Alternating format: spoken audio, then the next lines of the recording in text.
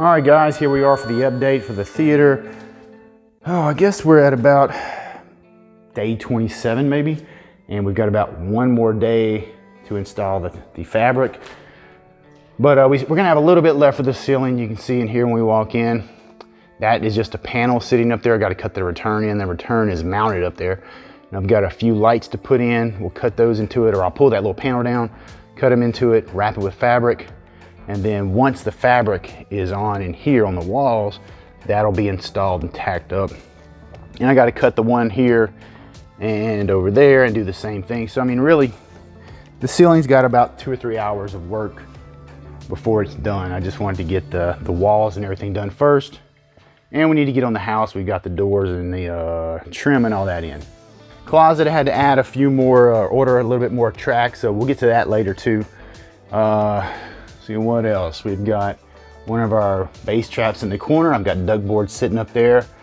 We'll put our insulation up there all the way up to the ceiling and then wrap this in fabric as well. See, we got one of the Triad Sats up there, mounted and ready to go. And another one right there, he's mounted too. And yes, we do have clear line of sight from all the seats to the top rears. You know, it's a little tight up there, but we're gonna have great sound. We're not gonna have any blockage at all. So if you watched the earlier video, we went over the fabric track. Some of the fabric track is in, acoustics are done. We still have the feature to put on this wall over here. You know, we're gonna do that a little bit later. I'm not sure if it's gonna be concrete slats or something cool. And back here, we're gonna transition to a gray. That up there is the navy suede blue. And over here, we're gonna have like a dark gray suede. Same thing on the back. And you can see we have this rear end right here, this Triad end wall rear. And this wall right here, of course, is a bass trap wall. It is 8 inches thick of pure absorption. So we all know about, you know, you space a panel off the wall, you can extend how low it absorbs. You know, right here, we're 4.5 feet off of that wall. So we got some major bass trapping there. We're also gonna have some up in those alcoves there because, you know, this ceiling right here acoustically for bass, it's not gonna exist. We're using just regular pegboard, which for this is fine. It's gonna let the bass right on through. And this is all gonna be wrapped in black. Let's step back so we can see that. So that top section is gonna be wrapped in black. So it's gonna look like it's kind of supporting it. You know, the columns will. And we've got our floating ceiling up there. You see that's got most of the fabric is in. That's all 2-inch duckboard as well, those panels. Those sections here, I've got to build frames because we're gonna have our Triad Sats up there, angled at the seating area. So we've got to have something acoustic so we can get that sound to the seats. Now you see we do have the lights, or the perimeter lights on. I mean, I just kind of rigged it up right here. So let's go ahead and unhook the lights. You know, I've got some lights up top. Let's go ahead and unhook those so you can see what it looks like with just the perimeter lights on. And as you guys can see, it's actually a lot of light. I was kind of worried about these lights. They're small and nice, and gives it a nice clean look, but I mean, this is plenty of light for this room. You know, when we're vacuuming or just doing whatever. And we're gonna have 2 of these directly above the seats. Now those are on another circuit. You know, when we hit pause on the movie, that's what's gonna come up there. Or I can set it to where those come up. Of course, when we're eating, you know, we can have those on. We can eat our food down here and we don't have to worry about it washing the screen out. Because as you can see, we have a nice controlled dispersion on those lights. And what we wanna make sure of is that our lights aren't just spewing out into the room everywhere, because that's gonna really wash the screen out. And you're not gonna be able to do things like eat or, you know, whatever you need to do if you're on a laptop or something like that. You need to be able to see the keys if it's not backlit, whatever. It's gonna give us some light and the room will function just fine. Now, speaking of light, see right here, we've got this is all lit up. One good thing about having a wall like this, for one thing, is sound. Let's turn this fan on real quick. Okay, so we got this fan on. We're gonna walk in here behind this wall. You're gonna hear the sound drop dramatically. All right, so we lost several dBs of sound. So we can actually have that door open. See, we'll walk back out here. We can have that door open and we can be in this room and we still have some privacy. And now you're still gonna hear kids yelling. You know, you'll hear the TV in there faintly. But it does help. So, I mean, not everyone's gonna wanna live in a cave with the door shut all the time. But imagine if that wall wasn't there. I mean, we would have full levels of sound. You open that door, I mean, it would just spew in.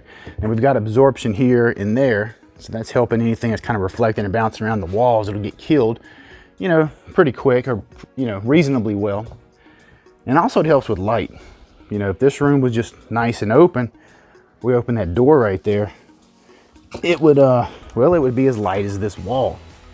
But let's unplug our lights and see how dark it is in here with no lights. All right, now you see how dark it is? I mean, we're in the room and we can have the door open to the rest of the house and we've got a great picture. I mean, it is basically pitch black. My eyes are starting to adjust to it a little bit where I can kind of faintly see what's in the room, but I mean, it's, you know, so that's another huge plus, is you don't have to have the door shut all the time. We can actually open the door and use the room, you know, just fine. Have people in and out, and we're not gonna be like, hey, shut the door, you're washing the screen out. So I really, really like having a lobby, or whatever you wanna call this, not really a lobby, just an entrance, you know, for several reasons. It's just, it looks cool, it just makes a lot of sense. Something to think about. So we'll do a little quick walk around. Of course, we've got our end wall here, silver sat. We've got another one right here. Let's turn those other lights on so we can see a little better. All right, so we've got an end wall here, silver sat. We have another silver sat end wall here matching. It's the same drivers as we have up there. And here is our wide. Of course, the exact same drivers as the wide. And the cool thing about that wide is it is perfectly angled for our MLP, the main listening position. So if you're right here, I don't know if you can see it, but I mean, it is perfect for this spot. So we're gonna have great sound across the entire seating area from our wide.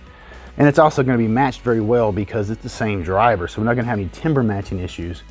Actually, everything in this room uses these two drivers, you know, including the top front and the top rear. The only thing that's gonna be different is we're using the 9 sat on the ceiling and the gold LCR.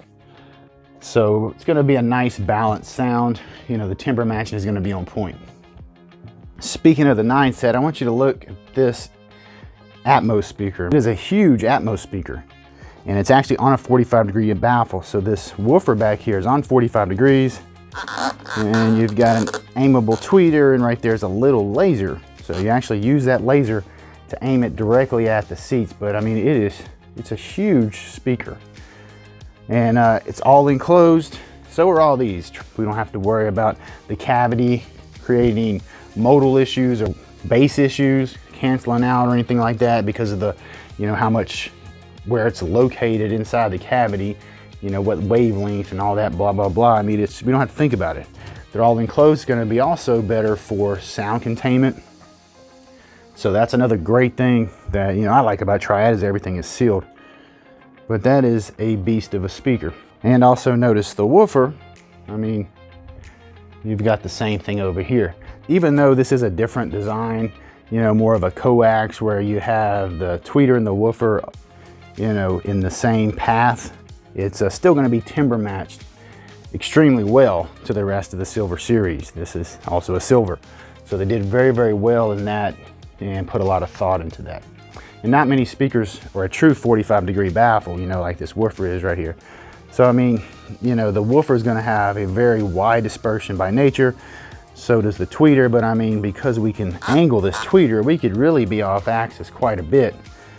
And I mean, you know, we can go well past 45 degrees. So anyway, this is a superb option for an Atmos speaker. So for room acoustics, you know, they're all done. We've got our different reflection panels where we need them. We've got our absorption.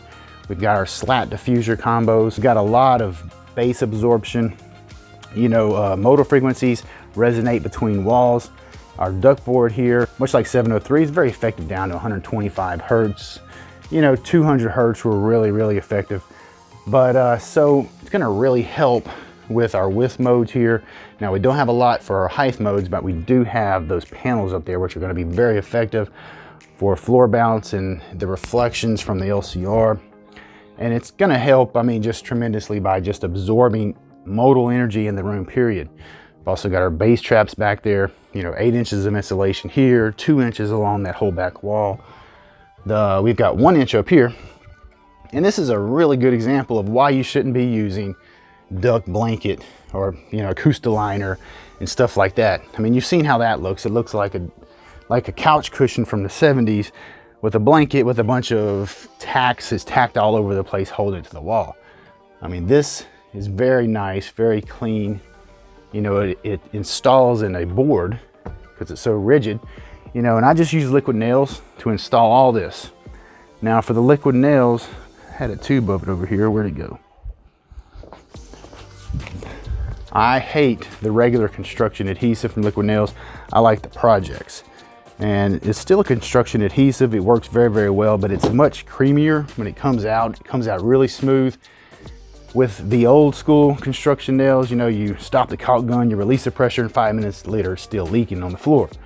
This stuff doesn't do that. I mean, it's just so much easier to work with. It spreads, it squishes behind the panel much easier. So all I do is I just, you know, here's a picture of it, just put a bunch of liquid nails on the wall and I take a board and tamp it into place. Now, this is not going anywhere. You're gonna tear the wall up trying to get it off. It holds extremely well. Same thing over here, nice clean look. We don't need any staples or any type of tack to hold it in place. Now for our screen, we'll cut into the wall where we have our blocking and we're gonna mount the screen. That's being made right now by Seymour. It's gonna have masking panels. So I'm really excited to get that screen. It's gonna be 140-inch diagonal from our 13-foot seating area. 13 feet to the head. Of course, the devs are coming in very soon as well. Those are going to be going into those alcoves. That will probably have a build video after the house is done. I may just stick a hammer in there until I get, you know, that up and running. All right, so the screen will go there, and then behind that we'll build panels that tuck behind the screen and are going to hide these staples that we have here for our columns. And if you didn't see the video on the fabric, it's the one right before this. I'll go watch that and see a little bit more about the fabric track and the fabric, how it was installed. All right, guys, that's gonna be it for this one. I know it's kind of quick and short, but I've got to get the rest of the fabric installed. I get everything I can done today. Hopefully I can even get the hallway done. And then I'm gonna be doing doors and trim starting tomorrow to get this house going. Don't forget to subscribe, hit the notification bell so you don't miss any of the new videos coming out, and I'll talk to y'all later.